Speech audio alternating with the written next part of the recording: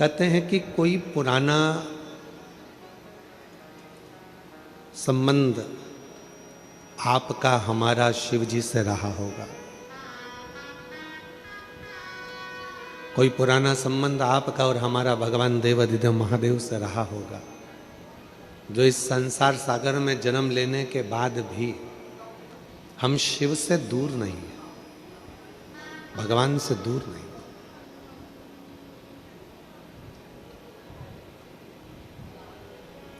अच्छे लोग मिल जाएं आपको, कोई अच्छी बातें आपसे करे, अच्छा व्यवहार करे, अच्छे लोगों का संग आपको मिल जाए, तो समझ लेना कि आप जरूर पूर्व में पहले अगले जन्म में स्वर्ग में निवास करते थे, इसलिए आपको सब अच्छे मिल। और यदि आपको कुछ लोग ऐसे मिल जाएं जो दिन रात आपको परेशान करते हों, कष्ट देते हों, तकलीफ देते हों, कुछ ना कुछ तकलीफ़ें रोज की लाकर खड़े कर देते हों, तो समझ लेना पहले नरक भोग कर आए थे, उसमें से थोड़ा सा कुछ हिसाब रह गया होगा। तो ऐसे लोगों का संग मिला है जो आज भी हमको भुगता है। पिछले जन्म का कोई सुख, पिछले जन्म का कोई अच्छा कर्म हमें अच्छे लोगों की संगति में लेकर जाता है।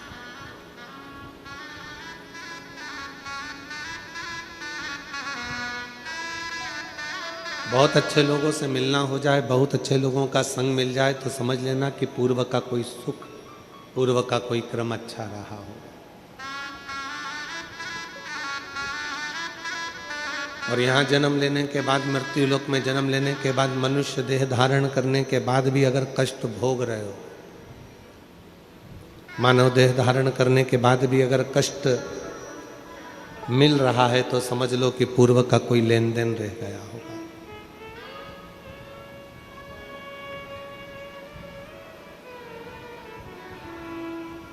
तुम्हारा बंगला कैसा है, कितने बंगले हैं, कितने घर हैं, ये वक्त आएगा तब दुनिया को मालूम पड़ जाएगा।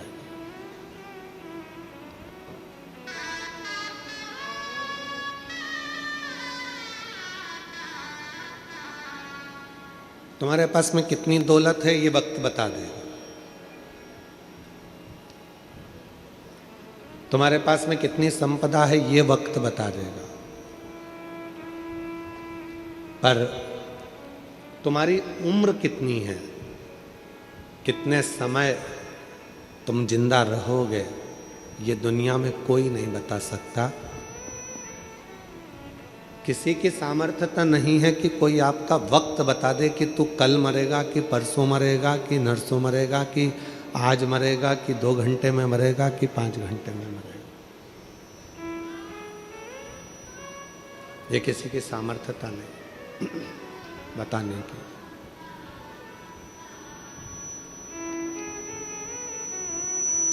क्यों? परमात्मा ने आपको और हमको जो जन्म दिया, उसमें वक्त बनाकर नहीं भेजा कि तुम इतने साल जीवित रहोगे, इतने समय तुम रहोगे और फिर वापस चले जाओ। मेरे शिव ने, मेरे ओघड़दानी ने, मेरे शंकर भगवान ने, मेरे शंभू ने, मेरे त्रिकालदर्शी कैलाशी ने आपको कह दिया कि तुम संसार सागर में जा रहे हो, पर मैं तुमको ये नहीं बता के भेज रहा हूं कि तुम कितने साल जियोगे।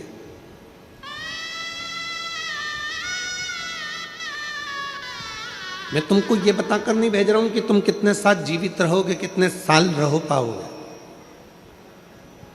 पर इतना जरूर कहकर जा रहा हूं। भगवान शिव ने कहा कि मैं तुझे संसार सागर में भेज रहा हूं, तुझे बताकर नहीं भेज रहा कि तू कितने साल जीवित रहेगा, कितने साल अच्छा रहेगा, पर इतना जरूर कह रहा हूं कि तू जितने साल भी संसार में रहे, अगर तू मेरा नाम लेता रहेगा तो फिर अगला जन्म तेरा पृथ्वी पर नहीं होगा और तू मेरे धाम में निवास करेगा। और साथ में फिर माँ क्या कहती है, अगर नहीं पड़ेगा तो फिर गाय चराना, नहीं पड़ेगा तो फिर जो दुकान धंधा पानी है वो संभालना।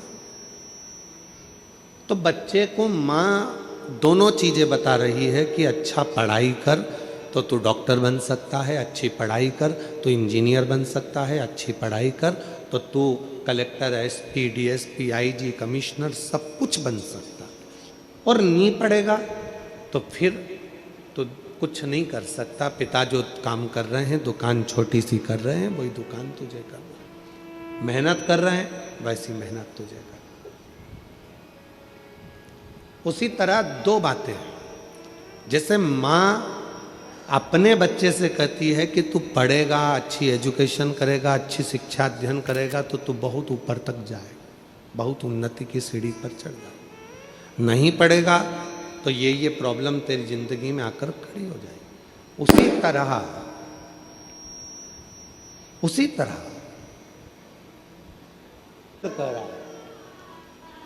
तरह ये भगवान शंकर की पवित्र कथा करे। अगर संसार में जन्म लेने के बाद आपने अगर भगवान देवाधिदेव महादेव से हृदय लगाया,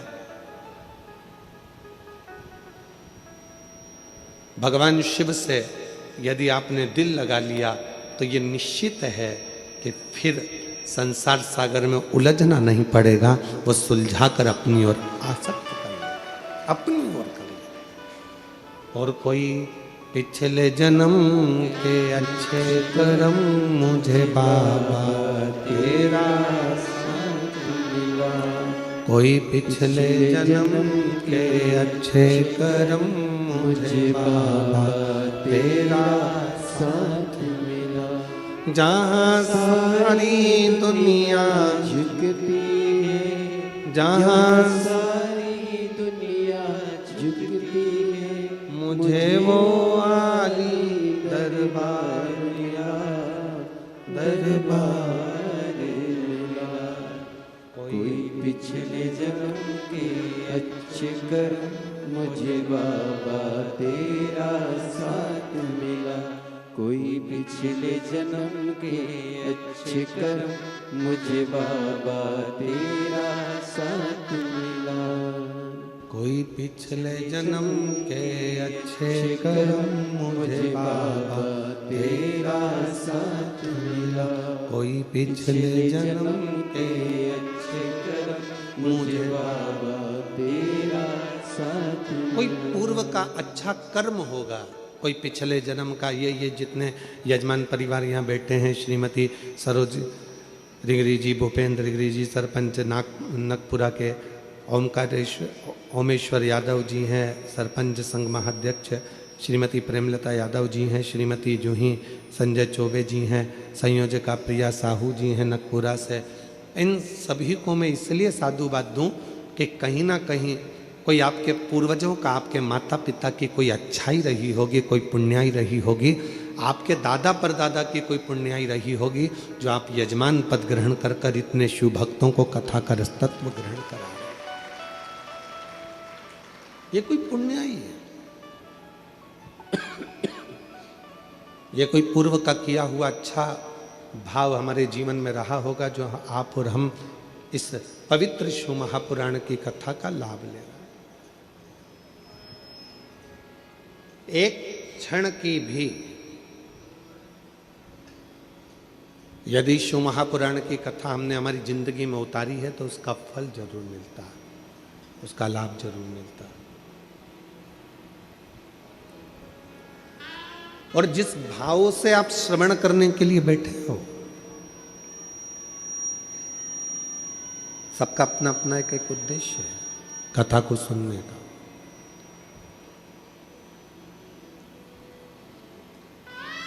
जिस भाव से आप कथा का रसतत्व ग्रहण करने के लिए बैठे हो, जिस भाव से, आज कथा का पहला दिन है, 5 दिन की कथा है।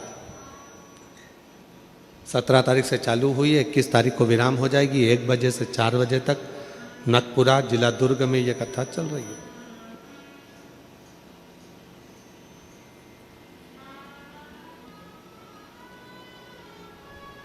जिस भाव से आप श्रवण करने के लिए बैठे हो, जो तुम्हारी कामना है, जिस कामना से आप भगवान देवाधिदेव महादेव की कथा को सुनने के लिए बैठे हो, बाबा वो कामना पूर्ण जरूर करेगा। बस उसमें सबसे ज्यादा जरूरी है आपका विश्वास, आपका भरोसा, आपका समर्पण।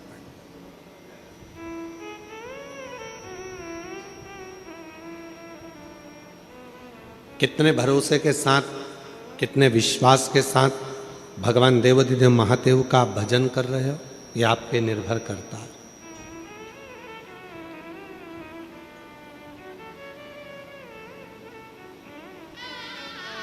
किसी ने पूछा कि शिव महापुराण की कथा में जाकर क्यों बैठना चाहिए? अपने क्षेत्र में अगर शिव महापुराण की कथा हो रही हो तो अपने क्षेत्र, हाथ उठाओ जरा जल्दी से। सबने देखा है रेडियम गाड़ी पे चिपका रहता है, ऐसे रेडियम नहीं चमकता, पर जैसे ही थोड़ा सा भी प्रकाश उस रेडियम पर पड़ा और वो रेडियम, जम के बोलो, चमकता।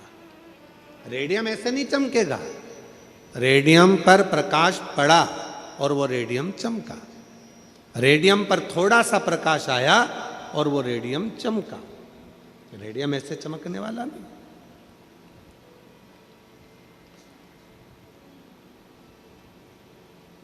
अब कोई कहे कि ये रेडियम चमक तो है ही नहीं रहा साहब, जबरदस्ती का हमने लगा कर रखा है, रेडियम चमक ही नहीं रहा है, इतने दिन से हमने लगा कर रखा है, चमक ही नहीं रहा है। तो किसी ने कहा गाड़ी पर लगे रहने दो, जब गाड़ी आप लेकर जाओगे, कहीं किसी गाड़ी की लाइट पड़ गई, प्रकाश पड़ गया, चमक पड़ गई, तो तुम भी चमक जाओगे। नहीं साहब, हमने इतने दिन से लगा कर रखा है, ये तो चमक ही नहीं रहा, इतने दिन से लगा कर रखा है, ये चमक ही नहीं रहा, हम तो इतना प्रयास कर रहे हैं, ये चमक ही नहीं रहा। ये चमक क्यों नहीं रहा? तो कहाँ, इसको लगे रहने दो। कई लोग कहते हैं हम कथा में जाकर क्यों बैठें, शिव महापुराण की कथा क्यों सुने, हम मंदिर में जाकर एक लोटा जल क्यों चढ़ाएं, हम शंकर जी के मंदिर क्यों जाएं, हम शिवालय में क्यों जाएं, हम शंकर के देवालय क्यों जाएं, हम शंकर जी के मंदिर में इतने समय से जल चढ़ा रहे हैं, हम शिव जी के मंदिर में 3 महीने से जल चढ़ा रहे हैं, हम शंकर जी की कथा इतने समय से सुन रहे हैं, हम भगवान शंकर की कथा इतने दिनों से धारण कर रहे हैं, क्यों फिर भी हमारा भाग्य नहीं चमक रहा? ध्यान देना, शिव महापुराण की कथा पंडाल में जाकर जब आप सुनते हो, समझ लो कि पंडाल की रज, भूमि की मिट्टी जब आपके शरीर से लगती है, समझ लेना कि रेडियम आप पर चिपक गया और एक ना एक दिन फिर शंकर की चमक आपको चमका कर ही रहती है। शिव की चमक चमका कर रहेगी। एक पत्र है, अच्छा है।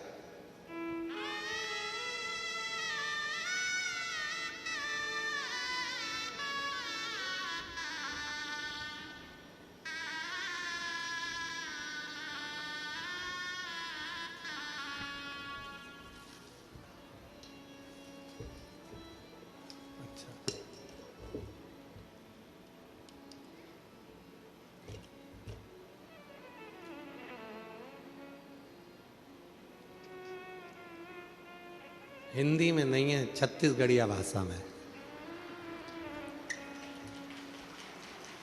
और छत्तीसगढ़िया सब ले बड़े, पर हम पढ़ेंगे जरूर, समझा तुम हमको देना, ठीक है? समझा दोगे ना? ठीक है। मोर नाव नारायण सिन्हा, ग्राम नकपुरा, दुर्ग। कहीं बैठे हो, हाथ हिला सकते हैं। आप है हम। गुरुदेव जी, एक लोटा जल औ, नहीं ये औ तो मुझे समझ में आता है, क्योंकि इसको मैंने बस्तर के अंदर जब कथा थी, कौन सा गांव था, कच्चे गांव में पत्र आया था छत्तीसगढ़ी भाषा का, हमने उसमें औ पढ़ा था, ठीक है?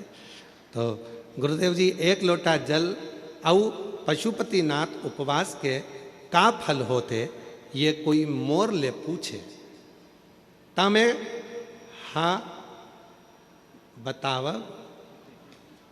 गुरुदेव जी, मोर मकान नहीं रीस हेत में हा अपन संसरार संसरार ससुराल ले कर्जा लेके नानक मकान बनाए हवा। मतलब छोटा मकान बनना, ठीक है। आया आया, थोड़े दिन बाद हम भी छत्तीसगढ़िया हो जाए। ओकर ले मोर लाखों के कर्जा हो गए और मोर आर्थिक स्थिति अतेत अच्छा नहीं रही थी। तेकर सेती कर्जा बढ़ते गिस में हर आपके कथा 2021 में भिलाई में पंडाल में बैठ के सुने। आप कह एक लोटा जल सारी समस्या, तब हो ले मैं मंदिर जाए के चालू करवा। आप मन तथो गुरु जी अपन घर ले जल लेके शिव जी ला चढ़ाओ और वह आपके घर के दशा शिव जी ला बताई। ये सिरतोन हरे गुरु जी मोर एक एक लोटा जल शिव में चढ़ी और मोर कर्जा के एक एक पाई कर्जा भी छूटा गे। मैं हर आज कर्जा ले मुक्ति पा गयो गुरु जी। यही महीना दिनांक 2/12/2025 मंगलवार को मैं कर्जा से मुक्त हो गयो। भोला सब दुख काटो गुरुदेव, शिव की कृपा। भगवान आ जाइए, आ जाओ, एक बेलपत्र लेकर जाइए, आइए पधार।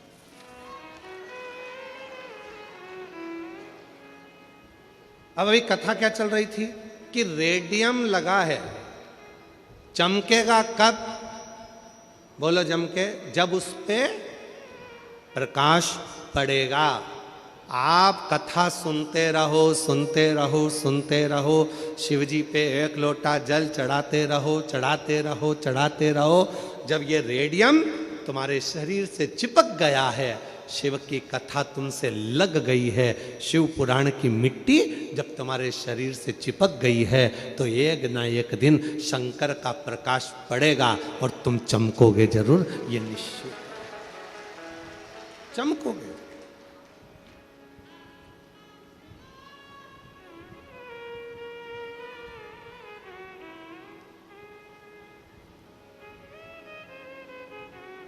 आप शिव के उस भजन में डूबोगे जरूर। करो भक्ति शिव की, करो भजन भगवान शंकर का। लोग कहते हैं पंडाल में बैठकर कथा सुनने का क्या लाभ है, पंडाल में बैठकर कथा क्यों सुनना चाहिए? क्यों शिव महापुराण की कथा को सुनने के लिए लोग पंडाल के अंदर जाकर बैठते हैं? उसका कारण केवल इतना सा है कि वो मिट्टी नहीं, उस रज को वो अपने शरीर में लगाकर बाबा के प्रकाश का इंतजार करते हैं। और जिस दिन शिव की कृपा दृष्टि का प्रकाश हम पर पड़ता है, उस दिन हमारी जिंदगी चमकना प्रारंभ हो जाती है, चमकना प्रारंभ।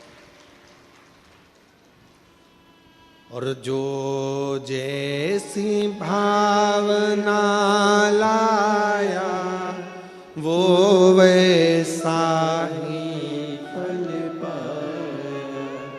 जो जैसी भावना लाया। पीछे वाले भी दोनों हाथों से बड़े भाव के साथ बोलते हुए, फल पाया नहीं खालियों से लौटाया, वो मन ही मन हर्षाया। नहीं खालियों से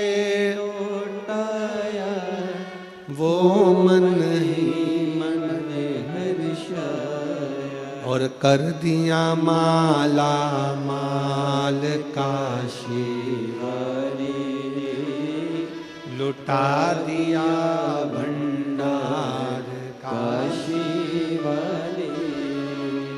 कर दिया माला माल काशी वाली से, लुटा दिया भंडार काशी वाली। भगवान शिव पर भरोसा किया हुआ कभी टूटता नहीं।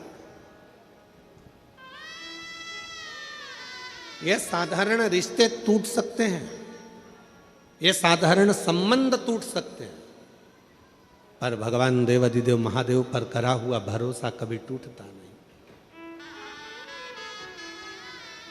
शिव पर करा हुआ विश्वास, भगवान शंकर पर करा हुआ भरोसा, भगवान शिव पर करा हुआ दृढ़ विश्वास कभी टूटता नहीं है। आप किस भाव से आए हो, क्यों कथा सुनने आए हो, किस लिए आए हो, भगवान शंकर से क्या कहने के लिए आए हो, शिव महापुराण की कथा को क्यों धारण करने के लिए आए हो, क्या भगवान से विनती करने के लिए आए हो। 5 दिन बैठकर रहकर कथा का रसतत्व आप ग्रहण कर रहे हो और बाबा से निर्भर करता।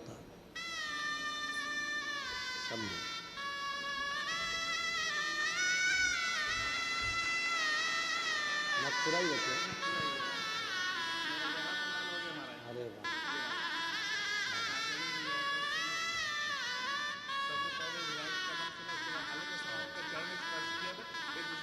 बाबा की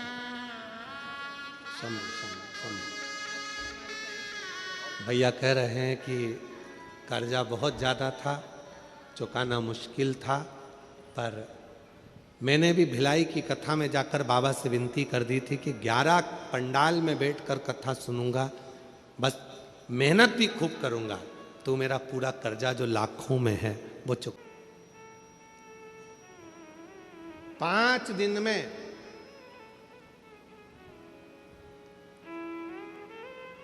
हमें भगवान शिव को पहचानना है और भगवान शंकर से अपने मन की बात कहना और कुछ भी नहीं।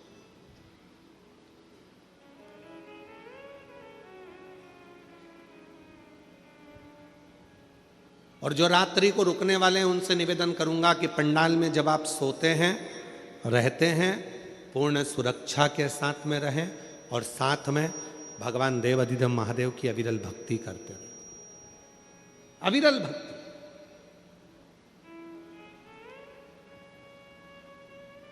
उस भक्ति को धारण करते रहे, भजन करते रहे। जितनी देर रहो यहां उतनी देर आपके मुख से श्री शिवाय नमस्तुभ्यं, श्री शिवाय नमस्तुभ्यं, श्री शिवाय नमस्तुभ्यं, श्री शिवाय नमस्तुभ्यं। आप भगवत भजन में लीन रहो। आए हो बाबा के दरवाजे पर भगवान से प्रार्थना करने के लिए, ऐसा कोई स्थान मत छोड़ो जिस स्थान पर बैठकर हम भगवत नाम ना लें।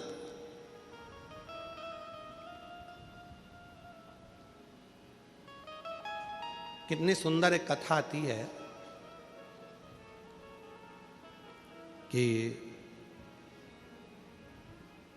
देवता और असुरों ने मिलकर समुद्र का मंथन किया।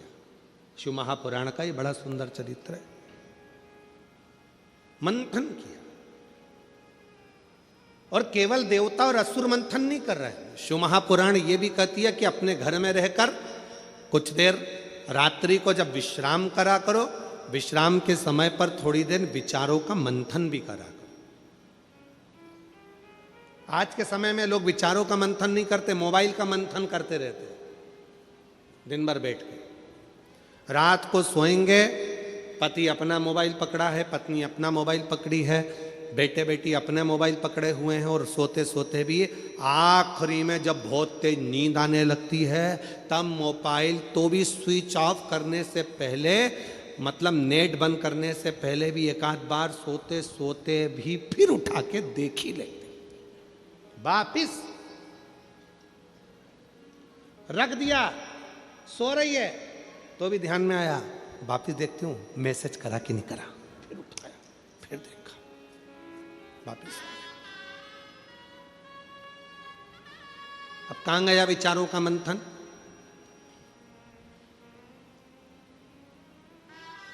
और कितना विचित्र समय चल रहा है, थोड़ा अंदाजा लगाइएगा। कितना विचित्र समय चल रहा है, जरा अंदाजा लगाइएगा आज का समय कितना विचित्र है। एक भाई बहन यदि अपना फोटो स्टेटस पे लगाते हैं तो उनको लिखना पड़ता है माय सिस्टर, मेरी बहन।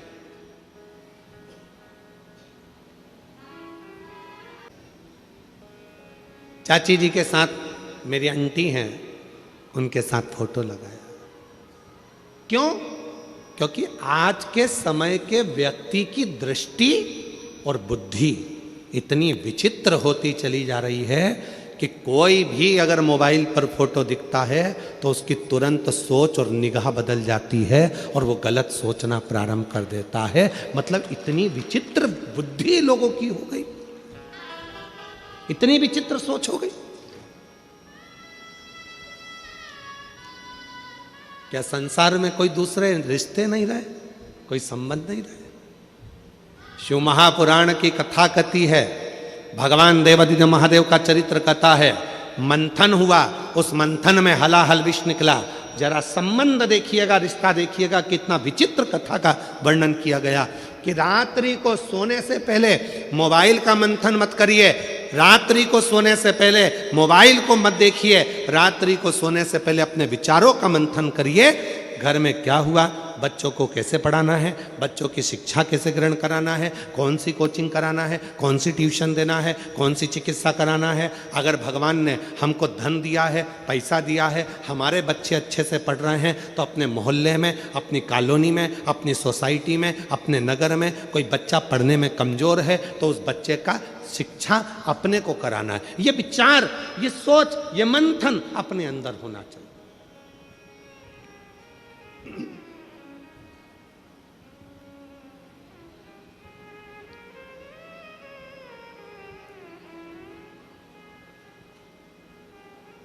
और हमने पहले भी कहा, आज फिर कहते हैं, 1 रुपए का दान किसी को मत दो, अठन्नी भी किसी को मत दो, अपने पास रखो। कहां लगाना? अपने पड़ोस में, अपने मोहल्ले में। कोई बच्चा पढ़ना चाहता है, उसको शिक्षा की जरूरत है और वो पढ़ना चाहता है पर उसके पास में पैसा नहीं है, उस बच्चे की शिक्षा में लगाना प्रारंभ करो। तुम्हारे बेटे की तरह वो भी एक दिन तुम्हारा नाम रोशन करेगा। आप 1 रुपया किसी को मत दीजिए, मत दान करो, मत दो किसी को। तुम्हारे मोहल्ले में, तुम्हारी कॉलोनी में, तुम्हारी सोसाइटी में, तुम्हारे पड़ोस में कोई बीमार पड़ा है, उसके पास में चिकित्सा का पैसा नहीं है, प्रयास करो कि तुम्हारे थोड़े से पैसे से उसका स्वास्थ्य ठीक हो जाए, उसको अच्छी चिकित्सा मिल जाए। भगवान ने यदि आपको लायक बनाया है, भगवान ने अगर आपको गाड़ी का मालिक बनाया है, भगवान ने यदि तुमको गाड़ी दी है, मालिक बनाया है, और मोहल्ले में, पड़ोस में अगर कोई एकदम बीमार पड़ गया, सूचना मिली, भैया मेरा बेटा बीमार है, ऑटो नहीं मिल रहा, गाड़ी नहीं मिल रही, भगवान को धन्यवाद देना, आज तूने मेरी गाड़ी को सफल कर दिया, किसी के काम तो आ रही है, किसी की जिंदगी तो संवार रही है। कितना विचित्र जमाना हो गया कि लोगों की सोच बदल गई। कोई पड़ा हुआ है तो पड़े रहने दो, कोई एक्सीडेंट हो गया तो रोड पर तड़प रहा है तो तड़पने दो, किसी के यहाँ आग लग रही है तो मुस्कुरा रहे हो, किसी के यहाँ घात लग रही है तो मुस्कुरा रहे हो, किसी के यहाँ चोरी हो रही है तो मुस्कुरा रहे हो। ये कहाँ हो गया? ये संसार सागर कैसे जा रहा है, किस गर्त की ओर बढ़ रहा है? विचार करिए। मेरे देवादिदेव महादेव ने, सारे देवताओं ने अमृत पिया, पर मेरे शंकर भगवान ने मंथन में निकला हुआ पूरा विष पी लिया। क्यों? क्योंकि ये दुनिया को नष्ट कर देगा। अगर मैंने रख दिया तो देवता भी बर्बाद हो जाएंगे, गंधर्व, असुर, कन्नर, नाग सब बर्बाद हो जाएंगे, पशु पक्षी भी बर्बाद हो जाएंगे। इसलिए इस विष को मुझे पीना पड़ेगा। ये विष मैं पीता हूं, ये मंथन है, इसको मंथन कहते हैं कि मंथन में यह निकला कि विष में पीता हूं, यह विष दुनिया को बर्बाद कर देगा, इस विष को मैं धारण करता हूं।